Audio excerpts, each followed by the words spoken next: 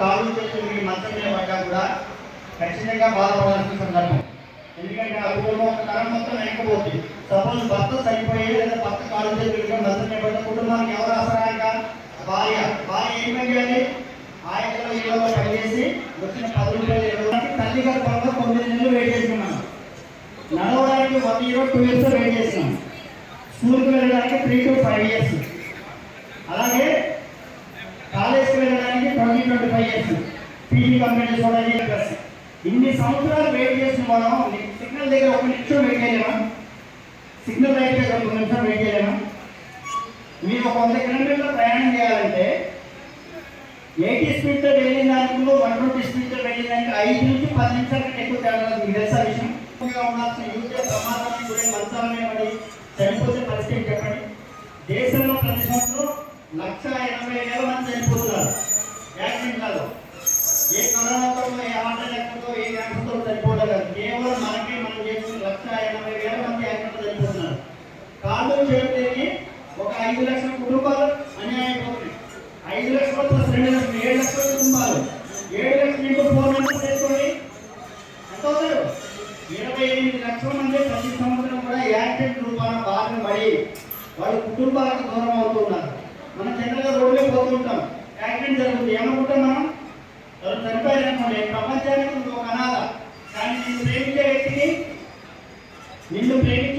నిన్ను అనాథ శ్రమ అంటే నీకేమనిపిస్తుంది? అట్లా అనాథగా చనిపోదామా? జాగ్రత్త తీసుకోగలమా? యాక్సిడెంట్ జరిగింది మనం చూసుకుని దాన్ని పోతుంటాం, మనం కూడా చూసుకుని అప్పుడప్పుడు యాక్సిడెంట్ పోయినంత జనరల్గా. అవునా? ప్రపంచానికి నువ్వు ఒక అనాథ, నువ్వు ఒక శ్రమ. కానీ నిన్ను ప్రేమించే కుటుంబానికి ఎంత తీవ్ర శోకం ఉంటుందో ఒకసారి ఆలోచించండి. నేను భారతదేశ పౌరుడిగా మోటారు వాహనాల చట్టంలో పొందుపరిచిన రోడ్డు నియమ నిబంధనలు పాటిస్తానని, ఇతరులకు శ్రేయస్సుని, తోటి రోడ్డు వినియోగదారులను గౌరవిస్తానని, రోడ్డు ప్రమాదాలు జరగకుండా నా కర్తవ్యాలను శ్రద్ధతో, అంతఃకరణ శుద్ధితో నిర్వహిస్తానని, రోడ్డుపై ప్రయాణించేటప్పుడు ట్రాఫిక్ నియమాలను ఉల్లంఘించనని, ప్రమాదం కానీ లేకుండా ప్రజలందరూ మన రోడ్లపై సురక్షితంగా ప్రయాణం చేయడానికి సహకరిస్తానని దృఢ సంకల్పంగా ప్రమాణం చేస్తున్నాను. Thank you sir, thank you very much sir. ఈరోజు ఈ కార్యక్రమానికి అలైవ్ అనే కార్యక్రమానికి నమస్కారం. ఈరోజు మన డీజీ గారు అదేవిధంగా వరంగల్ సిపి గారు ఉత్తర్వుల మేరకు దాదాపు 250 మంది డ్రంక్ అండ్ డ్రైవ్లో పట్టుబడిన వాళ్ళు, వాళ్ళతో పాటు కుటుంబ సభ్యులు కూడా ఇక్కడ మనం కౌన్సిలింగ్ ప్రోగ్రామ్ చేయడం జరిగింది. ఇది అలైవ్లో కార్యక్రమంలో భాగంగా చేసినాం. దీన్ని ముఖ్యంగా ఇప్పుడు చెప్పొచ్చిందంటే తాగి రోడ్డు ఎక్కకండి, డ్రైవ్ చేయకండి, ఇక్కడి నుంచి క్షమించిన రోజులు పోయినాయి. మనము వ్యక్తిగతంగా మీరు ఎవరైతే బండి డ్రైవ్ చేస్తారో వాళ్ళు రిస్టర్న్ కావాల్సిందే, రూల్స్ ఫాలో కావాల్సిందే. ఎవరో దొరుకుతారో ఏదో ఆపుతారో మర్చిపోండి.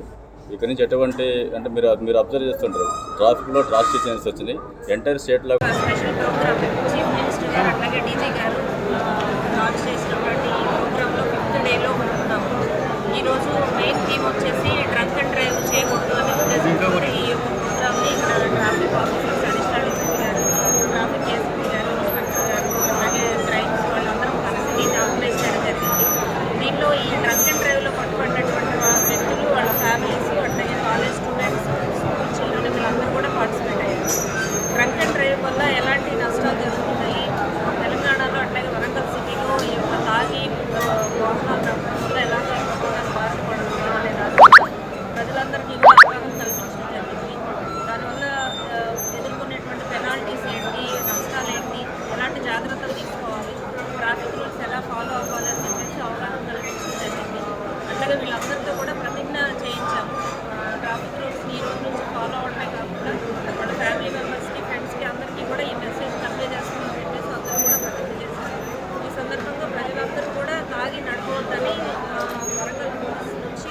Local to global news at your finger tips.